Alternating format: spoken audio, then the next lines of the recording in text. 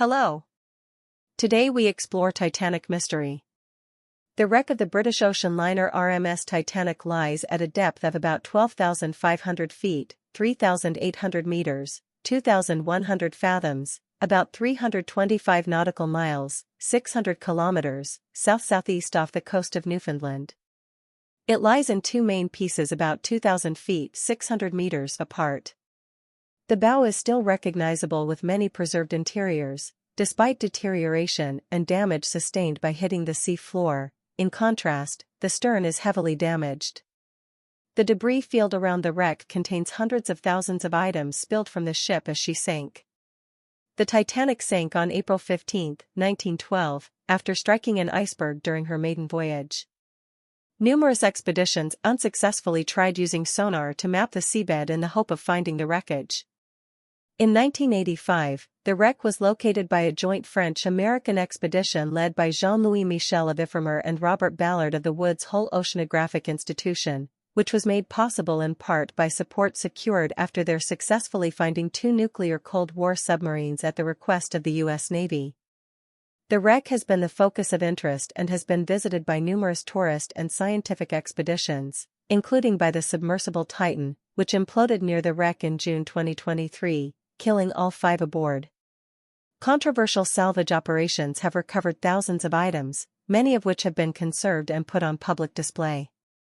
Many schemes have been proposed to raise the wreck, including filling it with ping-pong balls, injecting it with 180,000 tons of Vaseline, or using 500,000 tons of liquid nitrogen to encase it in an iceberg that would float to the surface.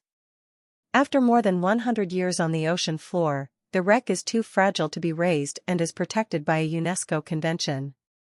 Almost immediately after the Titanic sank on April 15, 1912, proposals were advanced to salvage it from its resting place in the North Atlantic Ocean, despite her exact location and condition being unknown. The families of several wealthy victims of the disaster, the Guggenheims, Astors, and Wideners, formed a consortium and contracted the Merritt and Chapman Derrick and Wrecking Company to raise the Titanic. The project was soon abandoned as impractical as the divers could not even reach a significant fraction of the necessary depth, where the pressure is over 6,000 pounds per square inch, 40 megapascals, about 400 standard atmospheres. The company considered dropping dynamite on the wreck to dislodge bodies which would float to the surface, but finally gave up after oceanographers suggested that the extreme pressure would have compressed the bodies into gelatinous lumps. In fact, this was incorrect. Whale falls, a phenomenon not discovered until 1987, coincidentally, by the same submersible used for the first crewed expedition to the Titanic the year before, demonstrate that water-filled corpses, in this case cetaceans, can sink to the bottom essentially intact. The high pressure and low temperature of the water would have prevented significant quantities of gas forming during decomposition, preventing the bodies of Titanic victims from rising back to the surface. In later years, numerous proposals were put forward to salvage the Titanic. However, all fell afoul of practical and technological difficulties, a lack of funding and, in many cases, a lack of understanding of the physical conditions at the wreck site. Charles Smith, a Denver architect, proposed in March 1914 to attach electromagnets to a submarine which would be irresistibly drawn to the wreck's steel hull. Having found its exact position, more electromagnets would be sent down from a fleet of barges which would winch the Titanic to the surface.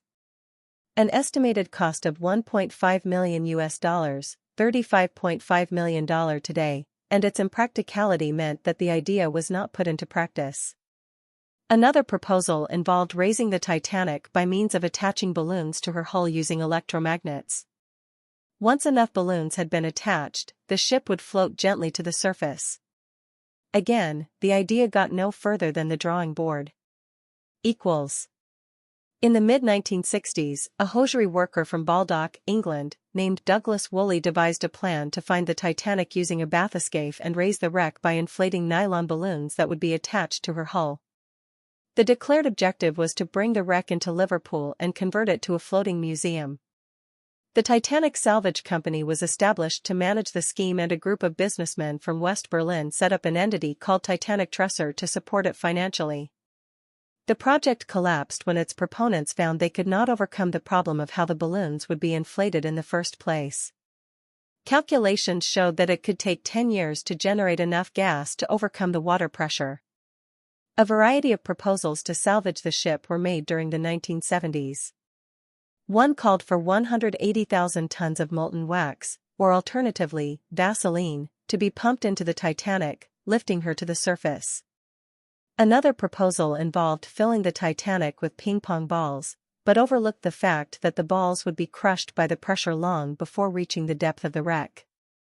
A similar idea involving the use of benthos glass spheres, which could survive the pressure, was scuppered when the cost of the number of spheres required was put at over $238 million. An unemployed haulage contractor from Walsall named Arthur Hickey proposed to encase the Titanic inside an iceberg, freezing the water around the wreck in a buoyant jacket of ice. The ice, being less dense than liquid water, would float to the surface and could be towed to shore. The BOC group calculated that this would require 500,000 tons of liquid nitrogen to be pumped down to the seabed. In his 1976 thriller Raise the Titanic, author Clive Cussler's hero Dirk Pitt repairs the holes in Thanks for watching. Subscribe for more.